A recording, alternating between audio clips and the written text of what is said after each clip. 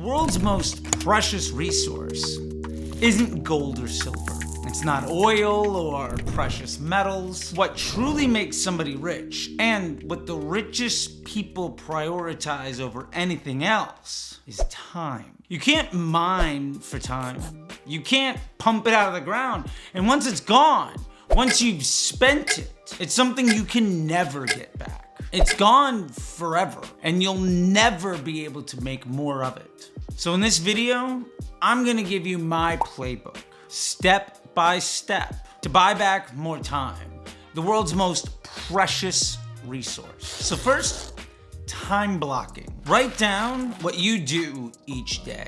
Think of every task as a job. Each job can be a person. Think of it as hiring yourself for each one of these jobs. Write yourself a contract to literally do every single one of those tasks. How much money does each one of those jobs earn for the business? And how much would you have to pay somebody to get them to do the work? A while ago, I mapped out my entire work week and was able to find over 80% of my time where I could make a profitable investment. Meaning that I could pay somebody to do that work, and the cost of having them do the work was far less than the revenue I earned from that effort. Ideally, when you get somebody to do this, they're actually gonna earn more money with that effort than you would.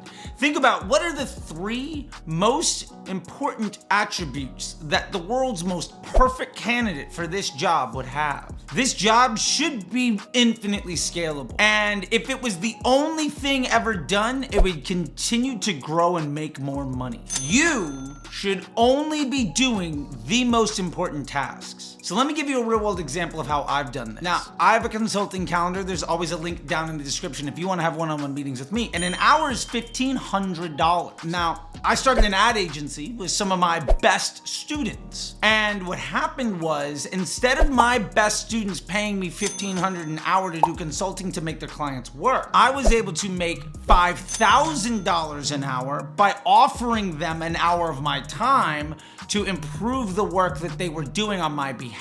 I was able to 3x the value of my hour by letting other people do the work for me. For the second part of this lesson, I want to reference McDonald. When we think about operational expertise, McDonald's should come to front of mind. They have over 37,000 locations around the world, and the user experience is almost identical, whether you're in New York, Tokyo, or Morocco. So how do they do this? Hamburger University.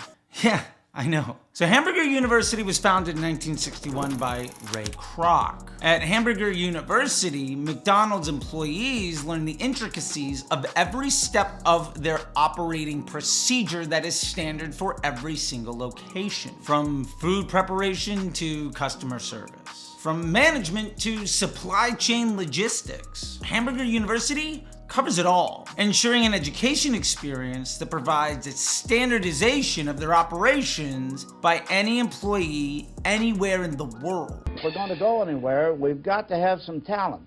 And I'm going to put my money into talent. What we can learn from Hamburger University is that operational success comes from the standardization of operating procedures and a thorough understanding of how those procedures work together at a micro and macro level. McDonald's Hamburger University has been quite literally a operational playbook and textbook for almost every company in the world ever since, and how to make this happen at scale, effectively turning employee training into Henry Ford's assembly line. So let's take action on this. Repeatable tasks can be taught. Anything that you do more than once and can be done in the same way should be done the same way every single time. Now, one of my favorite ways to do this is to quite literally just make Loom videos or how-to guides with screenshots, so I can give somebody on day 1 what they need so that they can execute just as good as somebody on day 1001. Now, you are replaceable. And this is a great thing. And if you're not sure where to start, answer every single employee question by making one of these Loom videos or how-to guides. And instill the expectation that ultimately they won't need to talk to you ever again. You will find very quickly that in a matter of weeks, you've bought back the vast majority of your day, and the quality of work done by every member of your team improves. More importantly, when somebody has a question, you don't need to be there to answer it, because every other employee has access to the same way that you would answer the question, meaning that you're not necessary on any day to answer any question for any of these tasks that don't require you to get done. Morrison, come here, buddy. Hi, buddy. Good boy. Hey guys, real quick, if you want my exact playbook on how I've built and scaled 8 and 9-figure businesses over and over again for years, and you want my direct support along the way, hit the first link in the description. That's it. It's Facebook Ads MBA program. I'd love to talk to you more about it. That being said, I know you love these types of videos, so go ahead and hit the like button. I think it's right here. Bang. And don't forget to subscribe and ring the bell so you don't miss anything else. Tell all your friends about it. With that being said, let's get back to it. All right, boy, go on. Here's a treat.